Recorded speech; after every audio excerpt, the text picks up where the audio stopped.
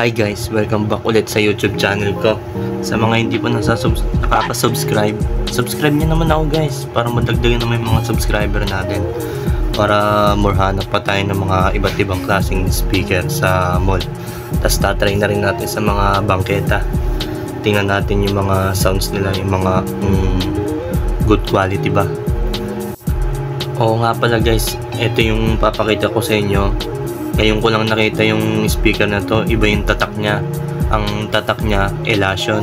Hindi ko alam kung tama yung basa ko na Elasion ba. Basta, bahala na kayo kung anong basa nyo. Ito, pakita ko sa inyo yung mga iba't ibang klaseng speaker nila. Meron din silang mga design na malapit ng konti sa JBL. Pakita ko sa inyo, tapos parinig ko sa inyo kung okay ba sa inyo yung mga sounds. Ito yung sinasabi ko sa inyo guys, na parang kahawig sila ng mga design ng JBL. Ayan, andyan na rin yung price nila.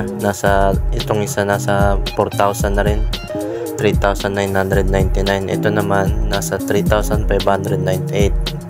At itong isa naman, ang presyo na is 5,199. Itong isa guys, nasa 7,000 to ang alam ko eh. Hindi ko lang masyado nakuha yung presyo eh.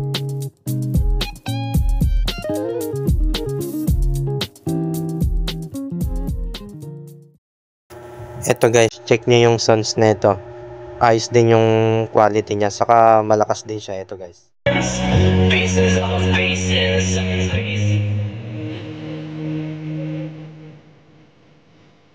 Oops, pasensya na guys kung maikli kasi baka makapirate tayo, alam niyo na. Ito guys, pakita ko pa sa inyo tong isang to. Dito ako natuwa eh. Para talaga siyang hawig ng JBL. Kaso nagkatalo lang dito sa mga menu niya, saka sa mga pindutan niya. Pero kung titingnan mo sa looks guys, para talaga siyang JBL.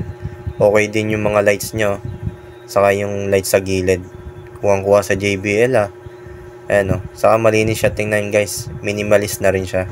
Yung malaking bilog niya guys, yan pala yung main volume niya. Oo nga pala guys, kahit maliit yan, may saksakan na rin yan ng mic. Papakita ko sa inyo mamaya yung likod. Pero tingnan nyo muna yung mga lights niya guys, nag-iiba-iba na rin talaga. Ayan yung likod niya guys. Dalawa yung saksakan niya ng mic. May mic 1, mic 2. May saksakan na rin siya ng auxiliary guys. Ayan red naman yung lights niya. Ito yung pinakalikod niya. Ayan. May saksakan na rin siya ng USB. Saka rechargeable na rin siya guys. Ito guys, check nyo yung sound.